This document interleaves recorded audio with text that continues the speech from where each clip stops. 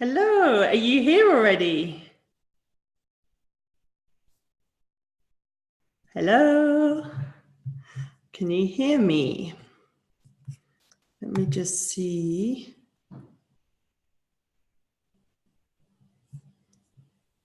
I can't hear you. You should be able to hear me.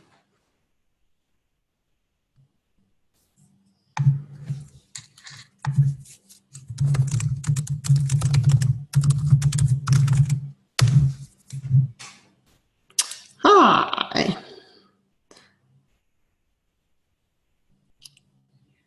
I see you're there, but I don't know if you're just set your computer up, and so maybe you're not there yet. Oh, you are. Hi. I can't hear you. So are you, let me see if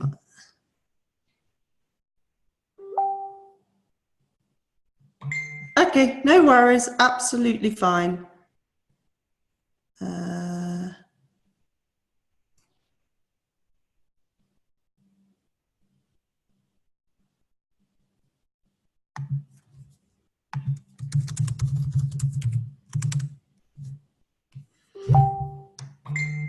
But you should still be able to hear me.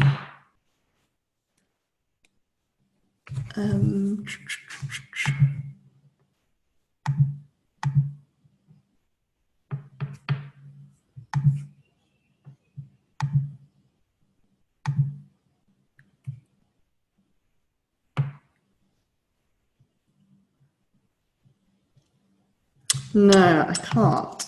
Oh, now I can. Oh, yay! I can. Oh, there we go. Perfect. And do you have no, just this. It's online. The online app. Let me just increase the volume. Okay, cool. There we go. Hi, Ravi. I can hear you now, but I can't see you. You can't see me. Okay, all right. I see that. Okay. Oh, yeah, there we go. Thank you. Yeah. I'll be doing it. Okay, so Andy will join in a minute. It's fine. No problem. Thank you for setting it up. How come it wasn't working? No, actually, it was the external speaker was connected to the laptop, which I didn't see. And then I was like checking where the connection is. Okay. I was like, it's usually pretty easy, so I was wondering if it was something on my side. So everything is sorted. That's Andy, fine. No worries. Thank you for setting it up. Thanks, Rory. Hi. Hi. Thank you for doing this. That's all right. Sorry, they've just given me a new Mac, so they're moving around, and then they're trying to set it up on my desktop, and yeah, we're just having some fun. So there we go. Okay. So I'm guessing from. Hold me up. Can you hear me? I can hear you. Yeah. So yeah. Lucille, sort of, and MJ, who's our admissions coordinator, just basically have booked my time, so I'm a bit lost what I'm doing, right? Okay. Okay, but I'm all yours. Okay. Okay, no worries. Okay, so basically, I have set up Translating Me, and it's a relocation agent that's all virtual. So we provide information for people before they move about Johannesburg and South Africa. And we work with individuals rather than the company. So we work with the other relocation agents, but a lot of our market is more creatives, journalists, people that are moving because they want to move rather than the company is sending them. Or it's also companies are cutting back. I mean, I don't know if you've noticed, cutting back a lot of the expat packages. And so this is just a more cost-effective version of providing the same service. And our biggest inquiry and our biggest blog post is always choosing a school for your child in Johannesburg. Yeah. And so I just thought it would be a great opportunity to kind of interview a couple of the different options and find out more. And so then people know what's available and also what things they should think about before selecting the kind of international versus local debate, really. Does that make sense? Okay. That sounds really logical. Of course, you've obviously done some homework, and you realise that we're like as much in left field as you can get. So consequently, we're not exactly tree huggers, but in terms of the sort of liberalness of our program, together with the cost of our program, means that, I guess saying that, if you're talking about the normal expat roving community, we would be considered for them very mainstream, because we offer a very international environment. Anyway, I don't know whether you wanted to just chat or you want to structure it on your questions. Sorry. No, it's fine. It's basically whatever you would prefer. You've got all the kind of information and the expertise on the topic. So which is easier for you? Probably for me to just chat and try and look as if I can cover some of these questions, and then probably for you to just note what I might be missing out on. I assume you're recording this, right? Yeah, I've hit record, so I will edit it until I'll introduce you now, and then we can just go from there. Does that make sense? Yeah. So hang on, when you say you're introducing me, are you talking about something that you would put on as a sound file, or something you're going to put on as a Word file? So I would put it on as a video file like this. So it will be on the website, and people will just be able to click, and then they can watch it, or they can download it and listen to it. Okay. All right. Okay. All right. Is that okay? Would you prefer? Yeah. No. I'm just trying to think in the context of just trying to be a little concise, therefore, and trying to be, sort of articulate and also not too judgmental, because there's no editing. I mean, look, the bottom line is South African schools are basically pretty antiquated as far as I'm concerned in terms of teaching and learning, but I can't say that in an open forum, right? Consequently, if I said that to you in a conversation, I would say to you, obviously, I'm letting you know where I'm coming from, but I can't say that. That's not fair, or I can't validate it either. So it's a feeling that I have. So I'm just using that as an example of what I can and cannot say, because it's not effectively going to be edited, right? I think the best way to do it is just to focus on why your school is not better, but is so much more advanced. But what I'm trying to say is, in with that, I can say that's a judgment call based on a comparative perspective of what other people want, for example, right? But that's okay, as long as I know the context. We just might need to do a few pauses in there just to enable me to reflect a little bit as we go along. All right. Okay. But obviously, one-off take interviews, you do a bit more prep for, right? Okay. But then let me see how I go. All right. It's fine. It won't be widely spread. It's more the people that are watching it are parents that are coming to South Africa. Yeah. Okay. And that's a good thing to mention. Their parents coming to the whole of South Africa too. So we have people coming to Durban and Cape Town, as well as Joburg. And Pretoria, obviously, but you've got a campus in Pretoria too. So you don't have a campus in Cape Town. No, there's an American International School, which is a commercial school in Cape Town. It's a for-profit school, and it runs a very American curriculum. Okay. It is actually an American school. Okay. Right? All right. Cool. Very different to us. Okay. Okay. Yeah. So introduce me, ask me the first question, and then we'll see how we go. Okay, perfect. Welcome to our next in our series on helping you to find a school here in South Africa. We're delighted to interview today Dr. Paige Smith, who is head of the American International School based here in Johannesburg. And he will be sharing some insights with us on the wider international school versus a local school and the benefits that are associated with choosing an international school for your child. So to start us off, can you just give us a bit of background on what exactly is an international school for those that are brand new, fresh off the boat as expats, never been abroad before? Sure. Effectively, I think international schools probably originated more around the 50s at some time, and often they were schools that were developed to run a national curriculum but in an international setting. So you tended to get American international schools, you tended to get British international schools. Mm-hmm. Over time, that's morphed into schools which have probably moved away from their national curriculum. Some haven't. And they try and then cater for a broader international community.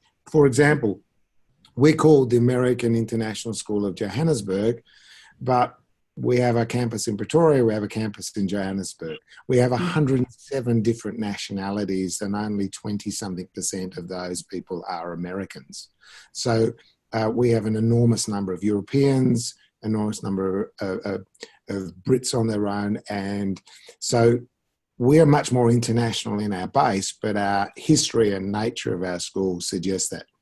Now, today, I think there is a number of schools that still are very much British international schools. And my experience has been some of those are more British than the ones in Britain. Okay. I think the American schools have morphed a lot more into a more international setting. And sometimes it's about people make choices to follow that curricula because that's where they're assuming their students or children, either they'll be returning to or their children might be seeking educational placements at a tertiary level, like at university. Yeah. And so sometimes I think people feel that they've got to follow a system to enable them to get into university. That's a bit of a misnomer. For example, we have children going to universities all over the world from ours. We probably have about 50% going to American universities or Canadian universities. We probably have about another 25 going to British universities, and the rest it's Japan, Korea, Australia, Holland, wherever. So what we do is we run something called the International Baccalaureate, which is a broad-based international curriculum, which is really the preeminent. It is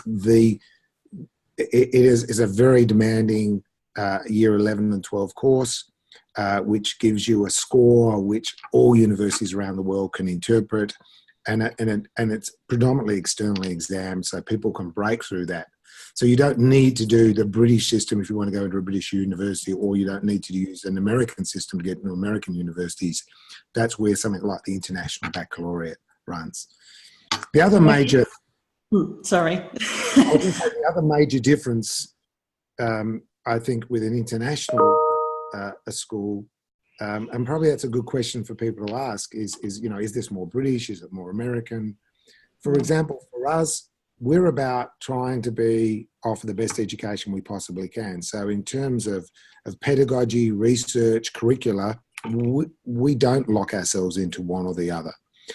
So we're saying, for example, I would argue that our current math program throughout the school is more conceptual, and that probably the roots and groundings for that are probably more from New Zealand.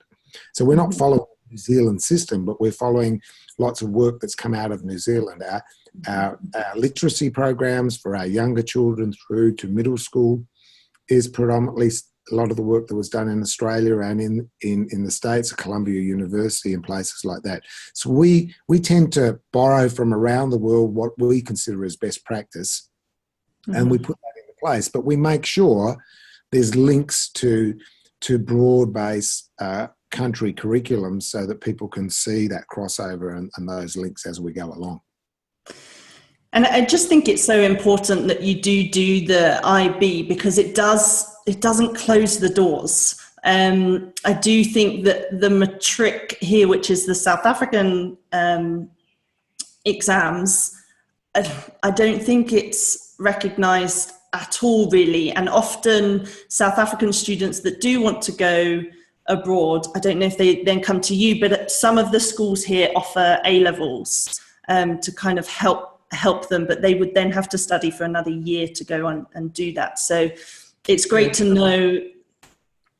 There's a lot of equivalence issues that people need to look at. If people are traveling with older children, you know, once again, it is critical to try and at least have those children where best in years 11 and 12 in that same school.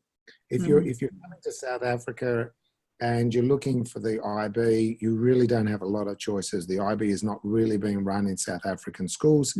No. They have similar, but it is not the same. It's not anywhere near as conceptually based. It doesn't have the philosophical background, and it certainly doesn't have the language components and stuff that the full IB baccalaureate would have. So when you're looking at older students and you're looking at university placements, yes, you need to be very wary. I can't comment on the acceptance of that in other universities, but I think there are challenges. I would agree with. I think so. You do need to consider that very carefully. When you're looking with younger children, I think it is more about pedagogy, and what we mean with that is the style and philosophy of teaching. Okay. The approach that we would use is very much more about being child-centered. It's very much more about student choice. It's about engaging the student. And we're able to do that because we have really low class numbers. I mean, we recruit our teachers from all around the world. So over half of our faculty are foreign hires. We're probably the largest employer of foreign hires outside the US State Department in South Africa. We bring those people in because we want people to be au fait with the style of teaching that we have, which isn't generally available in South Africa. South African system, I would say, is more traditionally based. We find people who are coming from some British systems, which are rather traditionally based, they can see the links. I think they've drawn a lot of their pedagogy from that. Depending on schools, also therefore there can be larger class numbers, and therefore it's more teacher directed, and it's more authoritarian in that it's more about, there's a different relationship, I think, between the teachers and the students. In our sort of approach, we would argue we're more inquiry-based, so we're encouraging all the time our students to challenge, to ask questions. The why is really important. So we're trying to develop a curriculum which is relevant to them, which engages them in process, but it's about learning concept, not facts. So we're not big into formalized testing and understanding knowledge. We're saying knowledge, skills, and concepts is what's really more important. And that, once again, is quite different from many schools in South Africa. So there's obviously good pockets of education going on, but generally on a more traditional stance has been my experience. So when people are looking for schools in South Africa, there's not much of a choice in the international context, which is a bit unfortunate. But I think it's more about what you're looking for in terms of a style of education and an approach to education, the relationship you as a parent want with your child's teacher, the ability to have that contact. I think in an international school, you're going to be working with the people, the community is made up predominantly of expats and some South Africans who want that style of education. You generally well-educated people who hold education very highly, and people who are going to challenge us, and they're going to want to know about how this works and what can they do for their child, and they're people who are engaging their children. And so, sorry, could you just give us an example when you say inquiry-based or child-centered? What does that look like within a classroom? How would a parent know that an inquiry-based classroom is more where about there's going to be lots of questions, and you're going to be looking at endearing understandings. You're going to be trying to say, well, if we're going to teach students about this, what's the big things we want them to learn? Not what the fact, but how could they learn something from this and then take that into another situation? How could they pick up skills and understandings here that they can translate into other situations so they can start to become solvers of their own problems? Mm-hmm. And how they're motivated in following their course of action and doing that. So one can take the word inquiry quite literally. It doesn't mean walk into a classroom and go off and study whatever they want, because it's but what we do is we're not giving them a series of facts and saying you learn about this, which probably parents are used to. But it's more about, well, if we're going to do something on South African history, what were the influences in South African history? What can we learn from those experiences? If we're doing geography, what does make lands forms change like this, rather than this is a mountain and this is a, how does that happen? So consequently, so students can relate that information. So I mean, what does that look like in a classroom? It's going to mean that students are going to probably have more choice in terms of what they're doing. The fact is they're going to be given opportunities to question and challenge. They're going to be doing a lot more of their own research. They're probably going to be technologically independent. I think they're also going to have that scaffolded as well. And what we mean for that is kids are going to learn out to ask, what is the critical question you need to ask? And how could you get that information? And of course, it has to be age appropriate conceptually. So, kindergarten's probably doing a unit on what does a family mean? But they're trying to get the kids to understand what a family means and understand what a family unit is and why that's important. Whereas a group of older students could be looking at, the arguments about how did the Second World War actually happen and why. So the conceptual understandings are really important. And it looks more about seeking greater understanding. It looks at trying to develop question skills, and it relies on a teacher to be more of a facilitator than necessarily this bastion of great knowledge. All right. And the other question you asked was child-centered versus, say, teacher-directed. A teacher-directed classroom is going to be more about the teacher stands in front and gives people, and they write a lot down, and then they're asked to regurgitate it. That is probably could I argue, the worst version of that. But often when you have large classes, there is much more whole group teaching, because it's with a more child-centered approach, there's going to be, students are going to be in lots more flexible group, and we notice these group of kids don't understand how to do that. Let's group them together. Let's teach that, then have them go off and do their own work. It doesn't mean whole group teaching doesn't happen, but there's individual teaching, there's whole group teaching, and it's more about the focus is on the child rather than the teacher. And that sounds very simplistic, but what you would see in a classroom, you'd see engagement in different groups. You'd see individual child working on their own. You might find a teacher conferring with an individual child. You might find another adult working with a small group, or a group of kids outside the classroom exploring something. And you've got to build up those levels of independence and trust. So the whole concept of responsibility and discipline is very different. It's much more about, I'm going to trust you to do that. If we can't trust you to do that, then you'll have to do this and you'll have to stay here, rather than I've got my eye on all of you because you're all in front of me. Yeah. So it's very much, it's nothing new, but when done well, it's an exciting way to educate. And it's going to be more about project-driven work on what kids are interested in, personal approach, kids being allowed to follow their passion, things like that.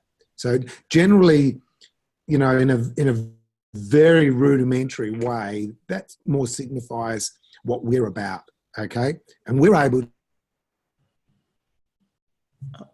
in most classes, there's very few more than 15, 16 kids per class, okay?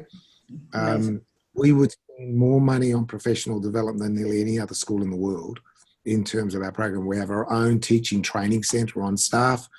I think we have about 5 people who work full-time on coaching, and they're coaching our staff. So that's why we're able to attract the teachers and do that. Yeah. And so it is quite a unique system in that way. But it is probably potentially 2 to 3 times, if not more, the cost of a South African school. So it does have its limitations, right? And would you get that same level of personal development in terms of the staff training at another international school, or is that a good question to ask when you're looking around? It's a great question. I mean, certainly, I think because I mean, one of the reasons we do that is we're in South Africa, and access and availability from a cost benefit. Sending off people to Europe and the States continually for workshops, which may not be that effective. Yeah. Whereas you've got your own coaching staff and you're developing that stuff internally, it's just much more productive. So we're probably doing more than a lot of other schools, but we've seen the pattern over the last few years of a lot of people following that same model. We've been doing it now for about 6 or 7 years, and we've found that it's had an amazing impact on retaining staff and attracting staff. And part of the challenge for us too, we have South Africans coming out of the systems who are really good people, but their pedagogy is not what we want. So constantly in trying to help them, we've had to build in-house training programs.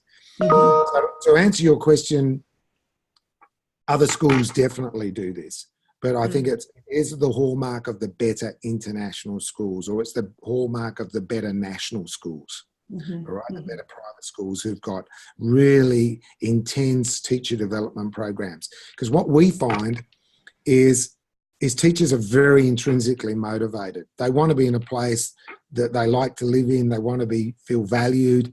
They want to be looked after in terms of benefits and everything. But the bigger driving voice is their force is that they're growing, they're developing, and they feel part of something that's exciting. And that's what retains and attracts people. So once you build a reputation like that, and we have this year, I think we had 25 vacancies on a faculty of 200, which was a bigger year for us, okay? Because remember, we half of our people are moving on sometimes. Half our people are expats. They're not going to be here for life. But we had something like 3,500 applications for those positions. Wow. So we get the opportunity to generally pick and choose the people we want to help us do that. We've also got programs where we're training. Can I stop you there and say there are 3,500 people that want to move to Johannesburg? I think you need to be working with Joburg Tourism. That's amazing. But we also look after our people, you know. It's you know, I've worked in other international schools in Asia and the Middle East, and I've worked with some of those which can attract easily, and I've worked with some of those where it's a slog. And some of that's where it's where the school's at in its experience or how the school sells itself. This school sells itself of being a leading international school in the world. Okay? We measure ourselves on that. My old KPIs are built around what should great international schools be offering. And they are up on our website. They're there for everybody to see and say, this is what our company wants us to judge ourselves on. This is how we're doing. So we work really hard. You know, schools are about the people. Okay? So we have world-class facilities, and many people will visit our place and say this is like a university. But my point being is that won't make the school. It enhances the school. What makes the school is the people within it, the kids, the parents, and critically the teachers and administration. So one of the most important things that I can do, one of the important parts of my job, is to monitor and be totally engaged in that recruitment process. We travel around the world to get the best teachers, but you know, effectively, we are finished recruiting usually before Christmas the year before because of that demand, because what we're trying to do.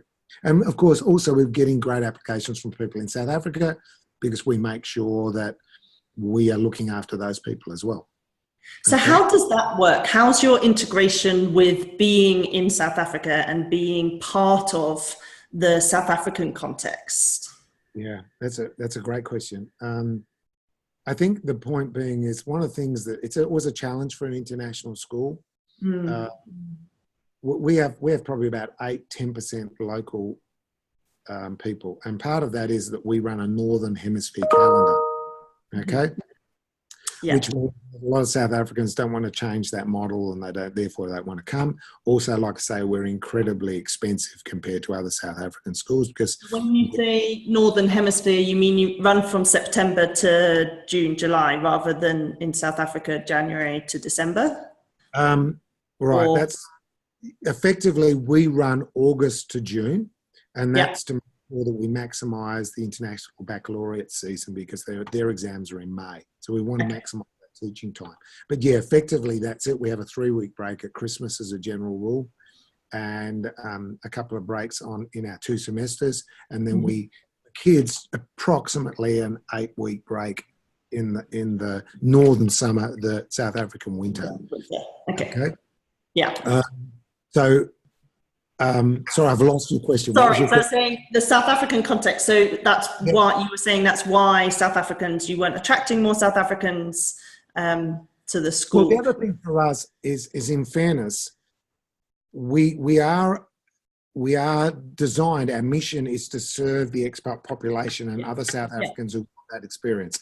So we're not out there trying to recruit South Africans, not because we don't want them in. In fact, I would probably like a little more South Africans in context, but I don't want to necessarily this to be a school full of South Africans, because effectively what's happened in other international schools is that culturally will really influence the school.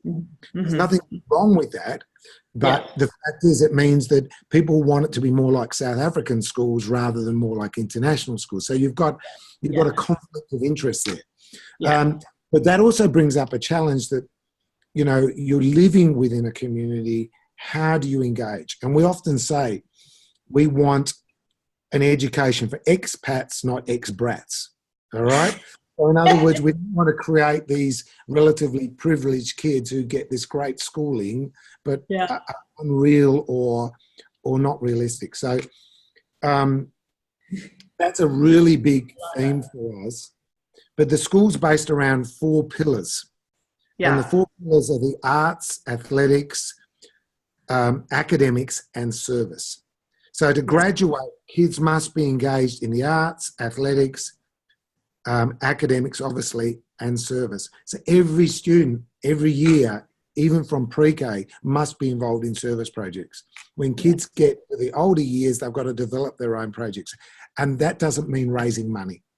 It's about engaging with the community or on issues like that. So there's this very genuine culture of service within our school, which is one of the ways in which we make sure our kids are involved, very much. And we would be a leader in international education, in world education on stuff like service, because we've built service into our curriculum. That's one of the ways we do it. We're also trying to get a lot better at making sure that we celebrate our host country culture and that we have a lot more in the arts being brought in and things like that. But I do that's a challenge for us because we can be a little remote at times, and we can be a little. And for those people who want a really genuine South African experience, you know, parents might actually have to help that process. It's not something we can all do. But if you go to South African local school or private schools, it's going to be all about South African culture, right? International. And so is there any kind of staff training? Do you take, you're seen as a golden light within not a broken education system here, but a very challenging one. Can you filter any of what you are doing down into the other South African schools, or is there any kind of cross training there for the teachers? Look, I think that's part of our brief, right? We're guests in the country, okay, and we have a responsibility to give back. But I think our service orientation, we do that. We've got a pretty we've got a sophisticated work experience traineeship. We've just launched a new program where we have young kids out of townships who have got matriculation standards that could get to university but can't afford it, are doing work experience here. And if they're doing well and they're showing aptitude, we're actually then taking on board in traineeships. And then those traineeships, they end up, and we give them a 4-year bursary to work at our school but study, and we pay for all of that. So we've got that going. We have an internship program for local hires. And then what we do is we run a series of workshops throughout the year, and we've joined the South African Independent Schools Association, and that invitation is there for them to be part of what we're doing. Yeah. They are little pieces, but remember, we also have these very detailed service partners who we're working with other schools and helping them with what they do. Mm-hmm. Mm-hmm. Do we do enough? Probably not, but once again, my key mission is to educate the kids that we have at the school. Yeah. One of the other missions or other focus, if you like, foci would be to turn around and then say, how do we give back? And I think we're trying hard to give back, but we've got to be careful that enhances the education that we're offering rather than detracts from that education. You will find this place after school. I mean, I'm sitting out looking, we've got an 80-acre campus here, all right? And after school, you'll see kids from townships and whatever all come to our school, use our facilities, because that's part of the service projects that we're doing. We'll have training programs where people are coming in and using our facility and using our teaching and learning centre, and we'll be doing technology training. So I think we are very comfortable as an organisation that we've got a orientation. Do we do it as a continual question mark? Yeah, but I think that's the question that everyone needs to ask anyway, regardless of who you are, regardless of what business you are, regardless of how long you're here for, is how are you engaging on a local level? It's definitely the whole reason of living abroad. But it's definitely the ethos of the school. Great. Is to recognise that we don't quite fit into the system. And when I say we don't quite fit into the system, we don't want to do the South African matriculation system. So we have to sit on the periphery to some degree. But in doing, we don't want to sit in any way as considering ourselves to be elite or different. We must emerge. And for kids to have a genuine conversation.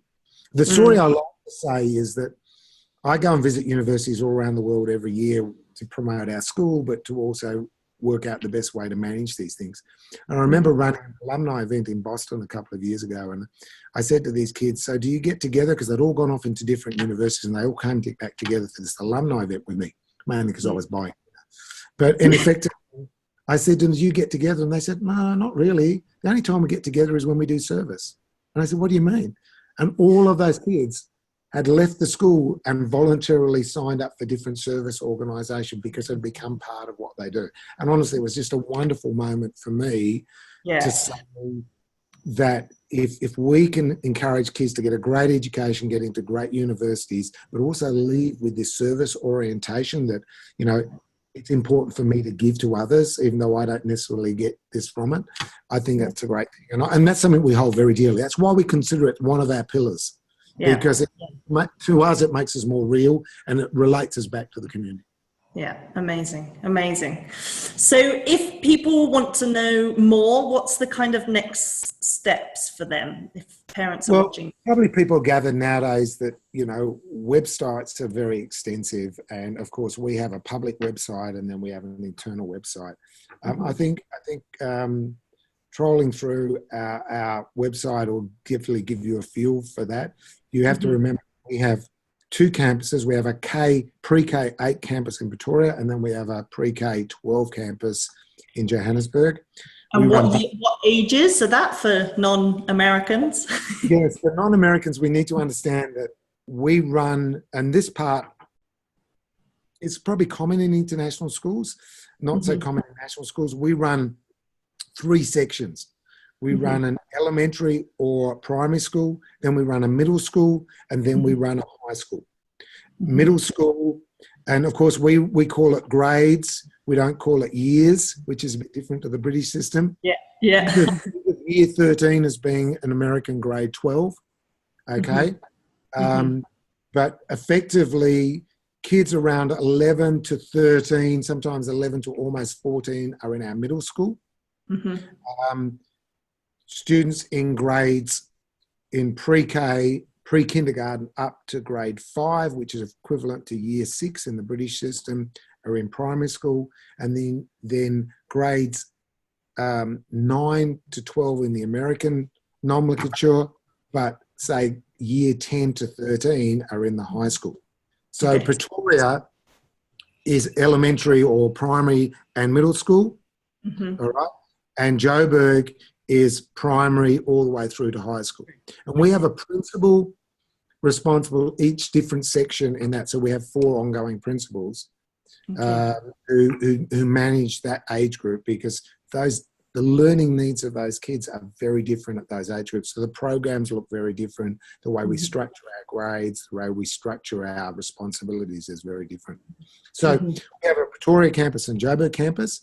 If people live in Pretoria, we ask them to attend the Pretoria campus. If they live in Joburg or surrounds, we ask them to attend that. We do provide busing, door-to-door service, and that's really just to make people feel comfortable and because we have an enormous after-school activity program. There's probably there's some sort of tournament or something on every weekend. So constantly we're always transporting all the time, because what time does the school day run? Does that run similar to South Africans, or no? Is it? It is, but it's a bit longer. We do a 7:40 start through to a 2:50 finish. Okay. Which is the same for all students, but of course there's a lot more intensive activities after school and service opportunities as the children get older. In terms of that, that tends to be a little longer. We don't have school on Wednesday afternoons from 1:30, because all the teachers must be involved in professional development, which is just part of this ethos that we have. But often the students are involved in activities or service activities at the same time. That's probably one of the differences.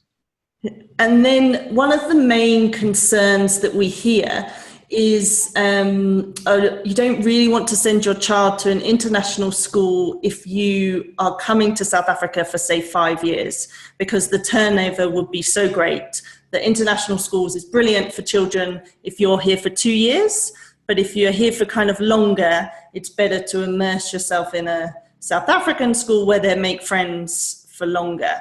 Is that a myth? Like, what is the average kind of turnover? Well, you mentioned staff, because obviously that's another key thing, is that international schools attract staff, but then staff move on and children move on. So how are you kind of addressing? Exactly, describe it as a myth, but a misconception probably.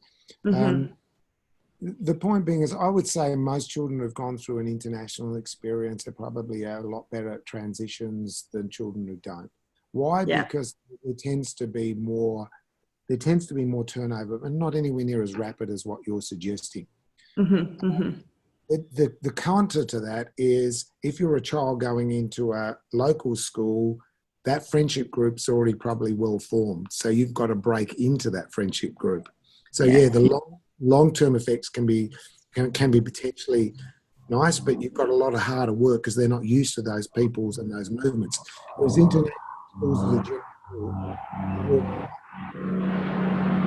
Sorry, I think we've got a aeroplane going across, which we're not even on the flight path, so bizarre. So in international schools, people are more comfortable. There's a new group. We change over about 20 to 25% of our students each year. Okay, but we're certainly not the 1 to 2 year. We do have some children will only come and be there with us for a couple of years, but it's more likely to be an average of 3 to 5 years. And of course, some are there for life.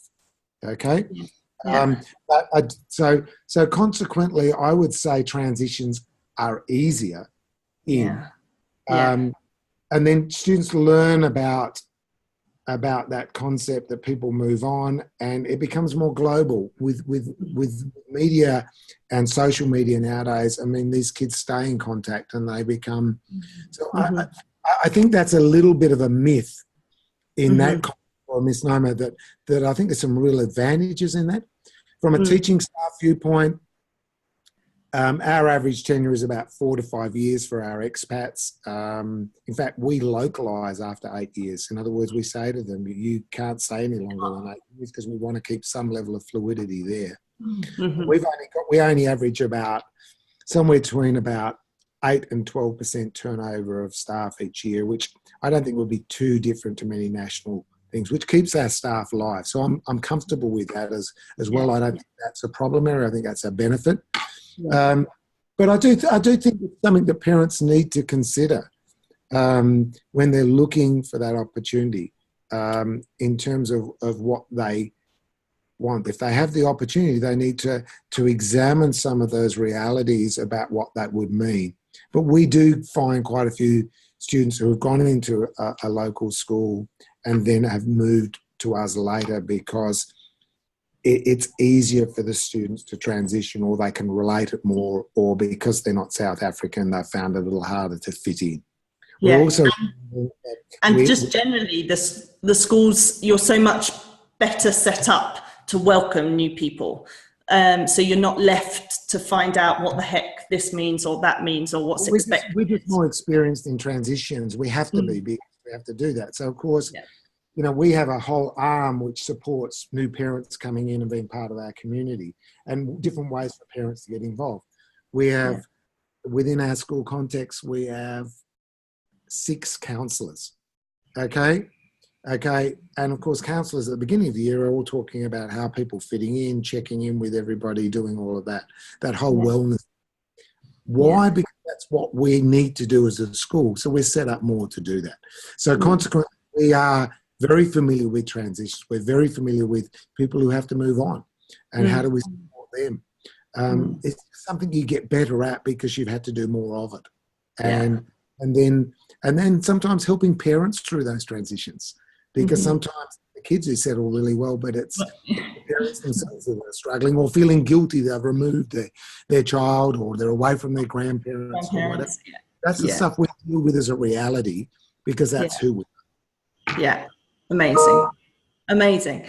Thank you so much. You've just given us such a great overview, but also some really great examples of things that we can look for when looking for a school, and particularly why an international school exists and the benefits that are associated with that. Is there anything else you want to leave us with, or anything else you want to mention that we haven't covered? Yeah, it's a big area, and it's a very stressful time in people's lives. I would strongly argue, as somebody who's now lived overseas, I think I'm in my 25th year overseas. I adopted a little girl in Vietnam with my wife when we were living in Vietnam. She'd never lived in Australia. And I don't think I was able to give her a better opportunity than she could possibly have. It is no penalty to be overseas. It can be an endearing and very rich experience, and I think international schools are prepared to. So I think it's something that we would have many of our people say one of the great things about being overseas is we get to go to schools like this. People, I think sometimes people see it as a potential negative because they're locked into what they think. But we all know that the world's changing. So some of those preconceptions you have about where your children might want to go to school or what they might want to do is always evolving. And I think international schools are probably more capable of and more ready to adjust to that than a lot of national schools. So consequently, I personally think it's an incredible opportunity for kids to have a great education and become more global in their perspective and their understandings. Hopefully not at the exception of understanding local culture either. So I think it's something to embrace and get excited about it. To me, it's one of the neat things about being overseas. Whereas some parents look at it as my poor child, I'm going to pull them out of school. You may be doing the best thing you could ever do for them. Okay? Yeah. And also just that switching our mindset to be child-centered and seeing them as capable and able to cope with whatever life throws at them. What's critical for us as parents and educators is to understand that we quite often don't see what kids are capable of. And our job is to try and allow that to happen. I'm very comfortable that when we have people moving on, that they come back to us and share one of the sadnesses is we're going to leave the school, which is counter to that belief that, oh my, no, I've got to take kids out of school, right? And so I see that every day, so I can believe it. And I'm always going to remain positive that we can always do a better job. Yeah, okay. Amazing. Amazing. Thank you so much. It's been brilliant. Cool. Okay. Nice to talk to you. Thank you.